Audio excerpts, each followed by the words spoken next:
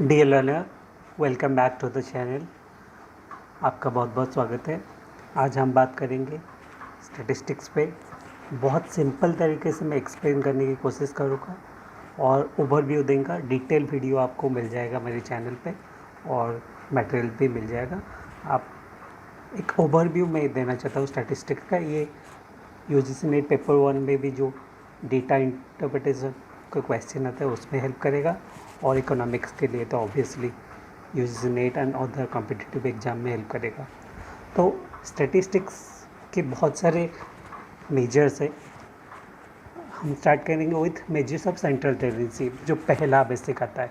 Measure of central tendency, जैसे नाम से ही आपको पता चल गया है, when one figure represents the entire distribution, it's called measure of central tendency। एक ही फिगर पूरा डिस्ट्रीब्यूशन को एक्सप्लेन कर देता है। जैसे कि आपका मीन हो गया, मीडियन हो गया, मोड। एक ही फिगर से आपको पता चलता है था what is the behaviour of the entire distribution, like average mark of the student. तो ये एक आइडिया दे देता है। तो एवरेज जो होता है first measure of central tendency होता है, और एवरेज में दो टाइप का होता है, mathematical average and positional average. Mathematical average calculation किया जाता है, like arithmetic mean, geographic mean, harmonic mean. This are calculated on the number और बेसिस पे, basically sum of all the numbers divided by number of observation is mean, basic। और positional average होता है according to the position of the variable और the observations. जैसे median and mode. Median is middle most item in a series after arrange in ascending और descending order. आप कोई भी series को असेंडिंग या डिसेंडिंग ऑर्डर में सजा दीजिए, जो मिडिल मोस्ट आइटम होगा वो होगा मीडियन, बिल्कुल बीच में रहेगा median. Then mode is the most occurring item in a series, जो सबसे ज़्यादा बार आता है, that is mode. So mean is average, median is the middle most item of the series, mode is most occurring series. तो mean, median, mode. और इसके basis पे आप जो डिस्ट्रीब्यूशन होता है वो पॉजिटिवली स्क्यूड, नेगेटिवली स्क्यूड और नॉर्मल डिस्ट्रीब्यूशन बोला जाता है। तो जैसे बोला, average is the single figure that represents whole group. Mathematical average में arithmetic mean, geography mean, harmonic mean हो गया। अरिथमेटिक मीन में obviously sum of all observation divided by the number of observation. तो ये अरिथमेटिक मीन हो गया। और इसमें बहुत सारे फॉर्मूलेज, डायरेक्ट मेथड है, शॉर्टकट मेथड है। और ये बहुत important properties of arithmetic mean question आता है। Sum of deviation of item from arithmetic mean is always zero. जब सारे आइटम के डेविएशन मीन से आप निकालेंगे तो जीरो रहेगा, क्योंकि वो एवरेज है। The sum of square deviation of average minimum is minimum. जब हम डेविएशन निकालेंगे, डेविएशन का सम जीरो होगा। अब जब स्क्वायर कर देंगे तो वो मिनिमम रहेगा। ये तो properties of mean. Geometric mean is defined as nth root of the product. जितने भी रूट, स्क्वायर, क्यूब, जितने रूट आप ले लोगे, nth root is the geographic mean. Suppose दो प्रोडक्ट है, देन स्क्वायर रूट होगा।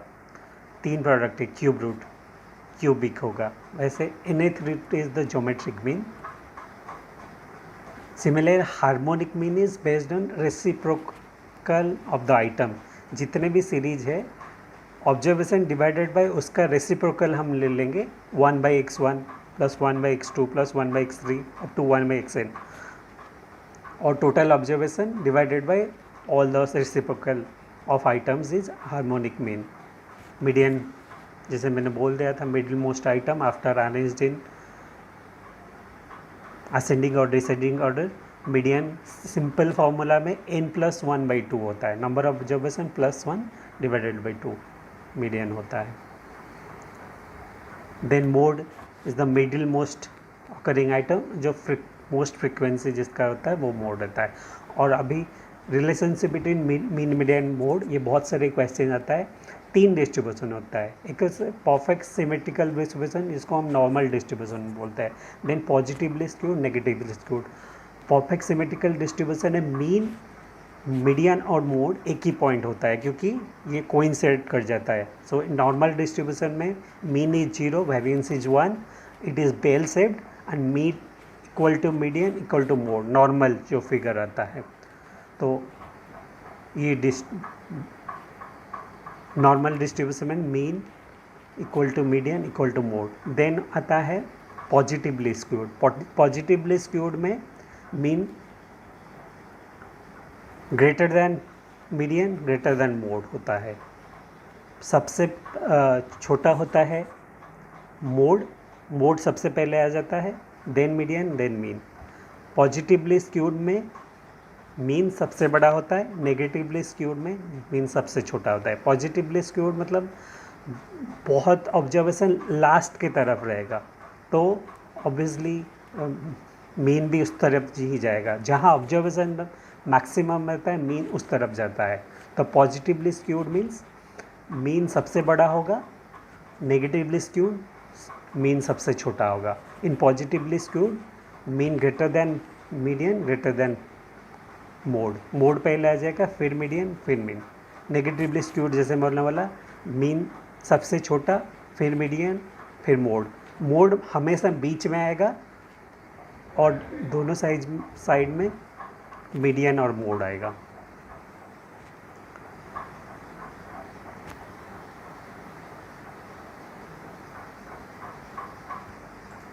ये हो गया मेजर्स ऑफ सेंट्रल टेंडेंसी.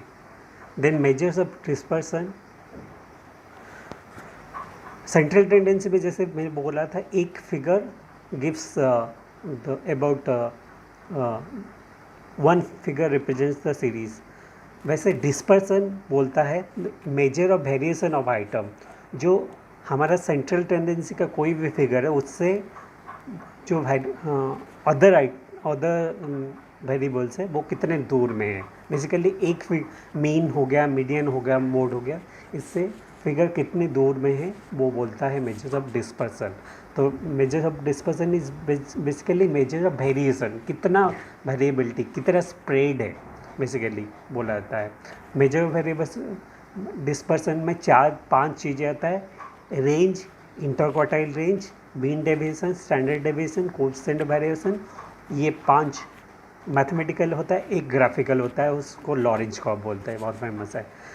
तो बहुत क्विकली हम बोलते हैं रेंज, इंटरक्वार्टाइल रेंज और क्वार्टाइल डेविएशन उसको बोलते हैं, mean deviation, standard deviation, coefficient of variation, Lorentz curve. ये 6 है measures of dispersion. Range simplest measure of dispersion है. ये it is the difference between maximum and minimum value. Maximum and minimum value को जो difference होता है उसको range बोलते हैं. Maximum temperature, minimum temperature, highest and lowest basically. तो ये रेंज दे देता है, मतलब ये सीरीज इतने से इतने के बीच में वैरी कर रहा है. तो जैसे वेरिएशन होता है, मिनिमम इतना है, मैक्सिमम इतना है, तो रेंज इतना वो ये दे देता है, हाईएस्ट एंड लोएस्ट.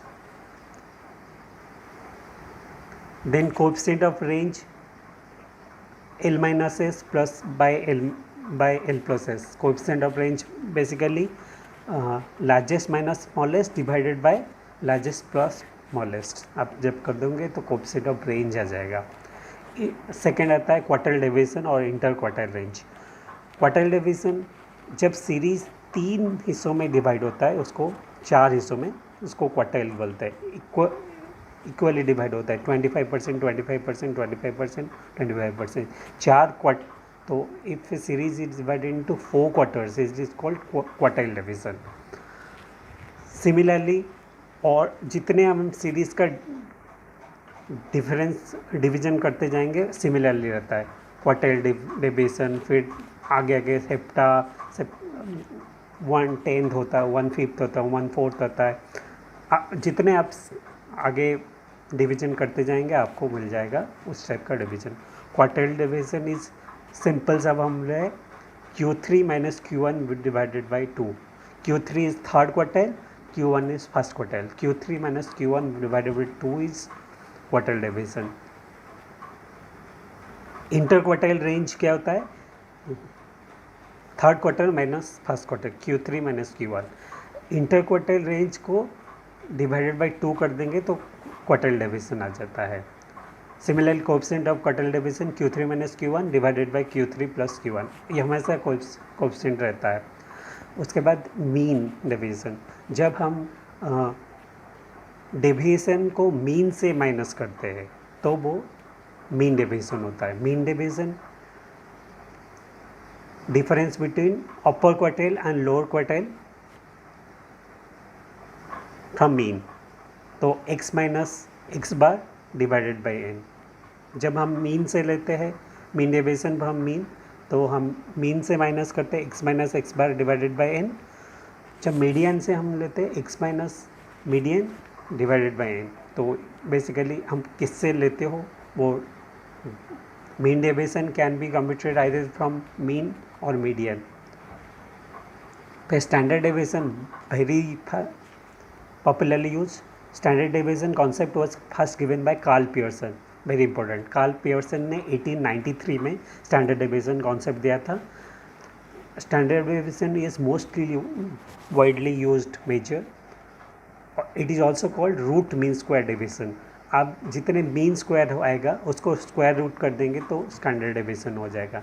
तो standard deviation is x minus x bar x summation divided by n root, and standard deviation is widely used in sampling theory and test significance। standard deviation से ही और इस डिनोटेड में sigma, sigma से major होता है और सबसे ज़्यादा यूज होता है। कोएफिशिएंट ऑफ स्टैंडर्ड डेविएशन बहुत बार क्वेश्चन आता है। Coefficient of standard deviation is standard deviation divided by mean. Standard deviation को आप जब मीन से डिवाइड कर देंगे उसको बोलते हैं कोएफिशिएंट ऑफ स्टैंडर्ड डेविएशन। और mean deviation can be calculated from mean median mode. Mean median mode से मीन डेविएशन कैलकुलेट होता है, लेकिन स्टैंडर्ड डेविएशन हमेशा खाली मीन से ही कैलकुलेट होता है। This is the difference between mean deviation and standard deviation. Variance बहुत important. Variance, the term variance was first used by Ragnar Fisher in 1918। Standard deviation Karl Pearson और variance first use किया था Fisher ने 1918 में। Variance is basically standard deviation को आप square कर दोगे तो वेरिएंस हो जाएगा। आप अंडर रूट लेते हैं तो स्टैंडर्ड डेविएशन होता है, अंडर रूट नहीं लोगे स्क्वायर कर दोगे तो स्टैंडर्ड डेविएशन से स्क्वायर होता है वेरिएंस। कोएफिशिएंट ऑफ वेरिएंस बहुत बार क्वेश्चन आता है। Again coefficient of variance is developed by Karl Pearson. Coefficient of variation 2-3 series का वेरिएबिलिटी चेक करने के लिए यूज़ होता है। कोएफिशिएंट ऑफ वेरिएशन होता है sigma upon mean into 100। Sigma is standard deviation upon mean into 100 is coefficient of variation. Coefficient of variation पे बहुत सारे क्वेश्चन होता है। देन ये सब मैथमेटिकल मेथड है। Graphical method of dispersion is Lorentz curve. जब हम ग्राफिकली इसको रिप्रेजेंट करते हैं उसको लॉरेंज कर्व बोलते हैं। It was developed by Lorenz और it is the famous method of degree of inequality distribution of income और वेल्थ। इनकम और वेल्थ का कितना सही डिस्ट्रीब्यूशन है या गलत डिस्ट्रीब्यूशन है तो वो लॉरेंज कर्व से पता चलता है। जैसे जो लॉरेंज कर्व है एक मीन रहता है, एक डायगोनल रहता है सेंटर में। सेंटर के पास जितना हम वो कर्व रहता है it is most equal. Centre से जितना दूर रहता है मोस्ट अनइक्वल, मतलब जितना नीचे की तरफ रहेगा ग्राफ अनइक्वल डिस्ट्रीब्यूशन, जितना सेंटर की तरफ रहेगा उसको वो इक्वल मोर इक्वल डिस्ट्रीब्यूशन। और जो सेंटर का लाइन होता है उसको लाइन ऑफ इक्वालिटी बोलते हैं, मतलब there is no variation there, line of equality. फिर उसके बाद सेंट्रल टेंडेंसी और डिस्पर्सन के बाद स्क्यूनेस आता है। स्क्यूनेस इज बेसिकली जो हमारे जैसे पहले बोला था पॉजिटिवली स्क्यूड नेगेटिवली स्क्यूड की फ्रीक्वेंसी ऑफ डिस्ट्रीब्यूशन क्या है, मतलब सिमेट्रिक है असिमेट्रिक है। तो मेजर ऑफ स्क्यूनेस तो जैसे बोला था सिमेट्रिकल डिस्ट्रीब्यूशन में mean equal to median equal to mode. Asymmetric distribution में ये पॉजिटिवली स्क्यूड नेगेटिवली स्क्यूड आता है। पॉजिटिवली स्क्यूड में जैसे मैंने बोला था मीन सबसे बड़ा, मीडियन बीच में, मोड सबसे छोटा। देन नेगेटिवली स्क्यूड में मीन सबसे छोटा, मोड सबसे बड़ा, और मीडियन हमेशा मिडिल में आता है। स्क्यूनेस को मेजर करने के लिए 2-3 मेथड है, कार्ल पियर्सन मेथड, केली मेथड, बाउले मेथड। कार्ल पियर्सन मेथड में बेसिकली एब्सोल्यूट मेजर है और रिलेटिव मेजर भी है। कार्ल पियर्सन मेथड में coefficient of skewness varies between +1 और -1।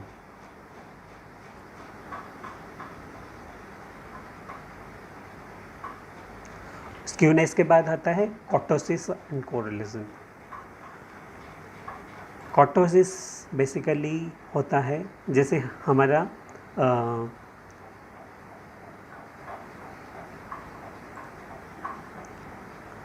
जैसे हम स्क्यूनेस में पॉजिटिवली स्क्यूड और नेगेटिवली स्क्यूड डिस्ट्रीब्यूशन का देखते हैं। Similarly the height frequency of the distribution in terms of height, degree of flatness और पिगनेस। जो कर्व है हमारा फ्लैट है या टेल हो रहा है या पिक कर रहा है, फ्लैट और पिगनेस, डिग्री ऑफ फैट और peakedness of frequency of curve is called kurtosis. Kurtosis के हिसाब से फ्लैट नॉर्मल पिक्ड सेव रहता है। जैसे सिंपल है, 3 मेजर्स ऑफ कर्टोसिस है, लेप्टोक्यूटिक, प्लैटिक्यूटिक, मेसोक्यूटिक। बहुत बार क्वेश्चन आता है लेप्टोक्यूटिक, प्लैटिक्यूटिक, मेसोक्यूटिक। लेप्टोक्यूटिक इज हाईएस्ट पिक, जब हाईएस्ट पिक रहता है हमारा उसको बोलते हैं लेप्टोक्यूटिक। प्लैटिक्यूटिक इज नॉर्मल क्रॉप, जो नॉर्मल डिस्ट्रीब्यूशन को प्लैटिक्यूटिक बोलते हैं, और लेस डिस्ट्रीब्यूशन जैसे रहता है उसको बोलते हैं मेसोक्यूटिक। लेप्टोक्यूटिक, मेसोक्यूटिक, प्लैटिक्यूटिक। और measures of kurtosis is basically beta 2। Beta 2 को मेजर ऑफ कर्टोसिस बोलते हैं। Beta 2 is μ4/μ2²। और सिंपल इसका फॉर्मूला है beta 2 = 3 is normal distribution mesokurtic, beta 2 > 3 is leptokurtic, beta 2 < 3 is platykurtic. > 3 मतलब ऊपर वाला, <3 मोर पिक देन नॉर्मल, <3 है मतलब प्लैटिक्यूटिक, नॉर्मल से छोटा है, = 3 है मतलब normal distribution, there is no problem. उसके बाद आता है कोरिलेशन। तो it represents mutual relationship between 2 variable. 2 variable के बीच में क्या रिलेशनशिप है वो कोरिलेशन बताता है। जैसे price and demand, income expenditure, income saving, ये सब वेरिएबल में national income, inflation, all this जो वेरिएबल के बीच में क्या खाली रिलेशनशिप है, मतलब ये सिर्फ एक डिग्री देता है और मतलब इंडिकेट करता है कि पॉजिटिव है, नेगेटिव है, कोई रिलेशन नहीं तो उसको बोलते हैं spurious correlation. Suppose correlation between pig and pig iron, जो उसमें कोई लॉजिक नहीं है, then it is called spurious correlation. उसके बाद कोरिलेशन में basically positive correlation, negative correlation होता है if the degree is in same direction. जो हम ग्राफ में दोनों चीज़ डालते हैं तो दोनों एक तरफ मूव कर रहा है और ऊपर मूव कर रहा है, then positive correlation. Opposite direction में मूव कर रहा है तो नेगेटिव कोरिलेशन। पॉजिटिव कोरिलेशन में price and supply positively correlated, pen and ink positively correlated. Inverse relation में हमें इकोनॉमिक्स में बताया price and demand, investment and rate of interest, ये इन्वर्स रिलेटेड है। जो इन्वर्स रिलेशन मतलब नेगेटिव कोरिलेशन, डायरेक्ट रिलेशन मतलब पॉजिटिव कोरिलेशन। सिमिलरली दो मतलब लीनियर कर्वीलिनियर होता है।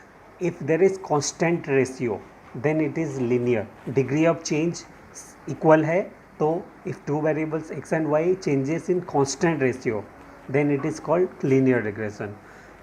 कांस्टेंट नहीं तो नॉन लीनियर और कर्वी रिलेशन बोलते हैं। Then simple relation, simple correlationship है, simple partial multiple correlation. Simple correlation if दो वेरिएबल है तो सिंपल कोरिलेशन है।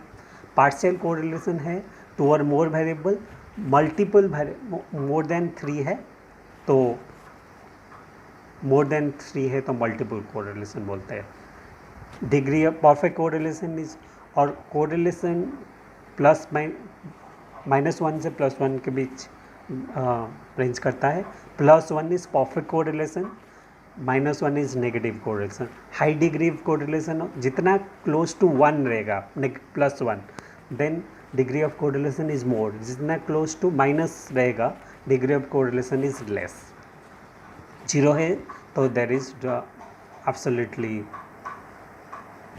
+1 में तो पॉजिटिव कोरिलेशन है, -1 है तो नेगेटिव कोरिलेशन है। जितना क्लोज टू 1 मतलब अपर फिगर रहेगा तो high degree of correlation, low figure close to 0 रहेगा तो low degree of correlation. Then again Karl Pearson coefficient of correlation है, quantitative method of measuring correlation है।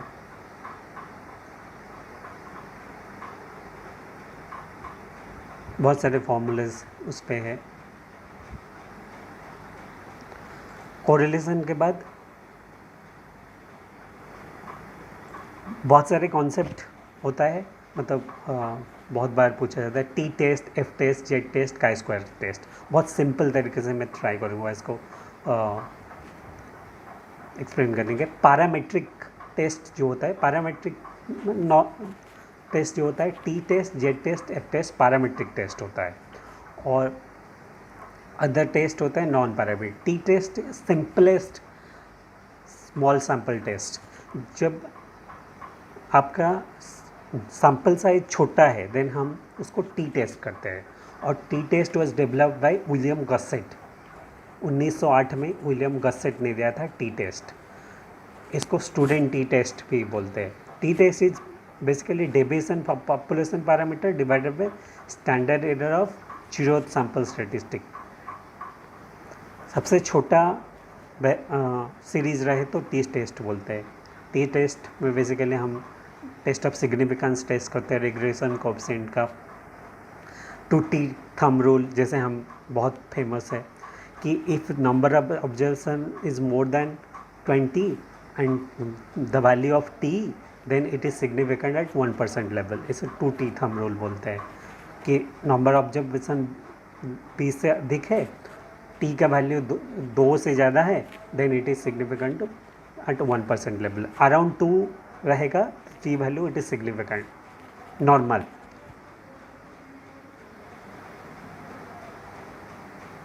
Then Z test was given by Fisher. Z test is used on correlation coefficient of population is 0. मतलब generally और थोड़ा basically T test से ऊपर थोड़ा मोर distribution number of variables और ज़्यादा है तो Z टेस्ट यूज होता है। Z test sample size is larger in around less than 30 रहेगा तो टी टेस्ट जनरल करते हैं, मोर देन 30 रहेगा तो Z test is generally use करते हैं। Z test is called large sample test, T test is small sample test, Z test is large sample test. Again Z test का value significance पे होता है, critical parameter 1.9 1.96 और 5%। 1 sample test, 2 sample test, ये based on आप कितना indicator लेते हो उस हिसाब से 1 sample test, 2 sample test, location test, maximum livelihood, pair difference, ये सारे आता है। फिर F test. F test is variance ratio test और एफ टेस्ट ने दिया था Fisher. F test is generally used to independent estimation of population variance. दो ऑफ पॉपुलेशन वेरिएंस को इंडिपेंडेंट एस्टिमेशन हम करेंगे तो एफ टेस्ट जनरली यूज होता है। F is basically F value क्या होता है, larger estimate of population variance divided by smaller estimate. सबसे लार्जर एस्टिमेट और divided by smaller estimate, it is basically F test.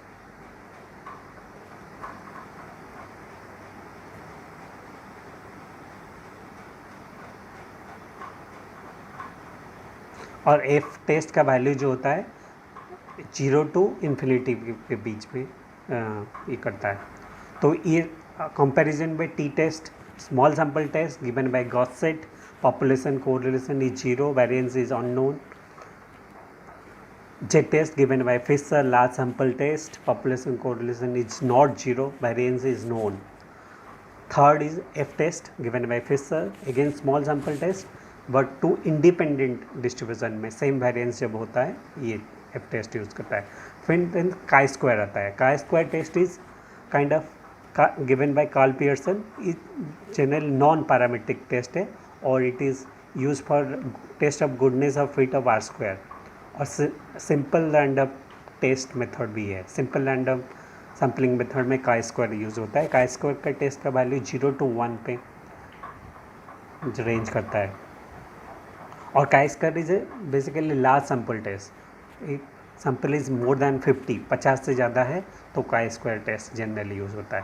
Then analysis of variance ANOVA given by Fisher. ANOVA में basically हम independence of sample normal use करते हैं. जब basically ANOVA में हम जब क्वालिटेटिव वेरिएंस क्वालिटेटिव वेरिएबल का हम एस्टिमेशन करते हैं तो एनालिसिस ऑफ वेरिएंस बोलते हैं, अनोवा बोलते हैं. तो ये रहा. उसके बाद होता है बहुत इंपॉर्टेंट, बहुत सारे क्वेश्चन आते हैं सैम्पलिंग और नॉन सैम्पलिंग मेथड. ये बहुत सारे क्वेश्चन आता है. सैम्पलिंग और नॉन सैम्पलिंग डिस्ट्रीब्यूशन का बहुत सिंपल तरीका है. दो है, probability sampling, non probability sampling. Simple से आप समझिए. प्रोबेबिलिटी सैम्पलिंग मतलब आपका each and every item of universe has equal chance of being selected. मतलब सारे आइटम का इक्वल चांस ऑफ सिलेक्शन होगा. Then it's probability sampling.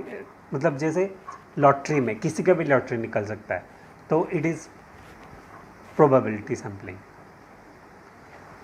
फिर कुछ हम सपोज कुछ पर्टिकुलर चीज़ों को हम सिलेक्ट करना चाहते हैं based on some criteria, then it is called non probability sampling. क्योंकि हम वहाँ पे पॉपुलेशन को लिमिट कर रहे हैं, वहाँ पे सबका सिलेक्शन होने का चांस नहीं है.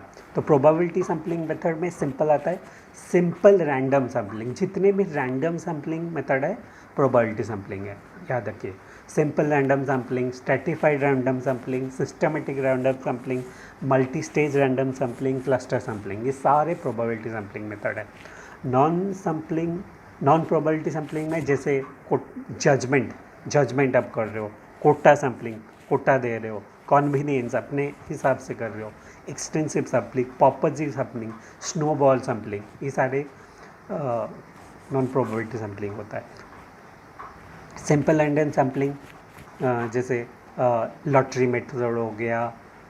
जनरली हम जब फील्ड सर्वे करते हैं हम ट्राई करते हैं simple random sampling. Any respondent से हम बात करेंगे और पता करेंगे क्या सिचुएशन है. Then in simple random sampling कोई भी रेस्पोंडेंट से हम बात कर सकते हैं. Then it is simple random sampling. Suppose हम पर्टिकुलर पर्सन, पर्टिकुलर एरिया सब जाके पर्टिकुलर पर्सन को चूज करेंगे, देन वहाँ पे नॉन रैंडम सैम्पलिंग हो जाएगा.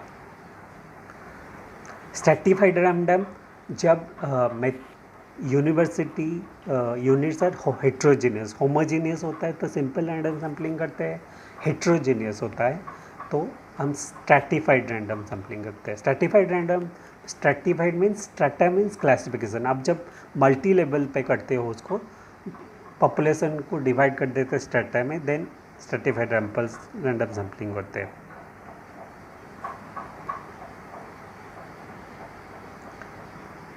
Systematic random sampling, combination of systematic and random. Multi-stage random sampling, same. Multi-stage random sampling जैसे एक स्टेट इंडिया चुना गया, उसमें कुछ स्टेट्स चुना गया based on north south and all. उसके बाद एक स्टेट में भी कुछ पर्टिकुलर डिस्ट्रिक्ट चूज किया गया. फिर tehsil, village, town, ward, household, multi. जितने लेवल अप करते जाओगे तो multi stage sampling. Cluster sampling एक पर्टिकुलर एरिया में, जैसे बोल सकते हैं हम हैंडीक्राफ्ट क्लस्टर, एक पर्टिकुलर एरिया में हैंडीक्राफ्ट होता है, उसमें हम सैम्पल करेंगे तो क्लस्टर सैम्पलिंग, पर्टिकुलर एरिया हम स्टडी करेंगे। सॉरी। नॉन प्रोबेबिलिटी सैम्पलिंग हमें जजमेंट सैम्पलिंग हो गया। It is based on sample item depends on judgement of investigator. मैं एक पर्टिकुलर एरिया चूज करूँगा based on my judgement, then it is judgement sampling. Quota sampling मतलब आप कुछ item को कोटा दे देंगे। Then convenience sampling is based on choice and convenience. Suppose मैं अपने होम टाउन को स्टडी करना चाहता हूँ, पर्टिकुलर मार्केट स्टडी करना चाहता हूँ, मेरे घर के पास स्टडी करना चाहता हूँ, तो convenience sampling based on my choice and convenience. Extensive sampling, if sample is taken like बहुत सारे पॉपुलेशन है, उसका बहुत लार्ज सैम्पल है, लाइक 1 लाख पॉपुलेशन है, आप 1 लाख पॉपुलेशन को स्टडी नहीं कर सकते, तो आप 10% 5% जब लोगे उसको एक्सटेंसिव सैम्पलिंग होता है। Sample size is drawn to represent population. Purposive sampling, it is based on some knowledge about the study, research का एक पर्पज होता है। लाइक सपोज एक फुटबॉल क्रिकेट नॉलेज जानने के लिए हम क्रिकेट ओपिनियन लेंगे पब्लिक से, तो पर्पसिव सैम्पलिंग सिर्फ क्रिकेट जो जानते हैं उसके को हम पूछेंगे, तो पर्पस हो गया क्रिकेट जो जानते हैं उनको ही पूछ रहे हैं। देन होता है snowball sampling, if one participant leads to other it is called snowball sampling. Snowball sampling का एग्जाम्पल मैं दे सकता हूँ।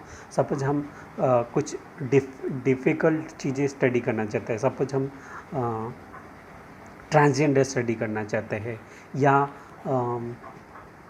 सिंगल मदर स्टडी करना चाहते हैं, या कोई ड्रग एडिक्टेड पर्सन स्टडी करना चाहते हैं, तो ये डिफ़िकल्ट होता है इनको। तो जनरली एक सिंगल मदर जानता है सेकंड सिंगल मदर उनके एरिया में कौन है, तो हम पूछते हैं आप जैसे आपके एरिया में और कौन कौन है, एक से दूसरे का पता बनता है, दूसरे से तीसरे का बनता है। If one sample leads to other then it is called snowball sampling and it is use for difficult, generally difficult survey में यूज करता है। चेन रेफरेंस सैम्पलिंग भी बोलते हैं उसको। तो ये ओवरऑल स्टैटिस्टिक्स का है। एक सिंपल मैं ओवरव्यू दे देता हूँ। Measures of central tendency, average होता है mathematical average, positional average. Mathematical average में arithmetic mean, geography mean, harmonic mean. Positional average में मीडियन मोड रहता है। देन मेजर्स ऑफ डिस्पर्सन में 6 मेथड है, range, inter quartile range, mean deviation, standard deviation, कोप्स, then Lorenz curve, variance और Lorenz curve. Measures of skewness, symmetrical distribution, normal distribution, positively skewed, negatively skewed. Kurtosis में degree of the peakedness, 3 types of kurtosis, leptokurtic, platykurtic, mesokurtic. Leptokurtic is peaked one, platykurtic is normal distribution, mesocutic is under the normal distribution. Then correlation, degree of correlation, method of studying correlation, Karp-Pearson coefficient, Spearman-Rank correlation, concurrent deviation. Then regression method में least square method, regression equation, regression coefficient, properties of regression, ये generally. Then index number होता है, simple index number, weighted index number. Simple index number में लास्पियर, पास्के, Fisher, martial एजोर्थ, ये सब आता है।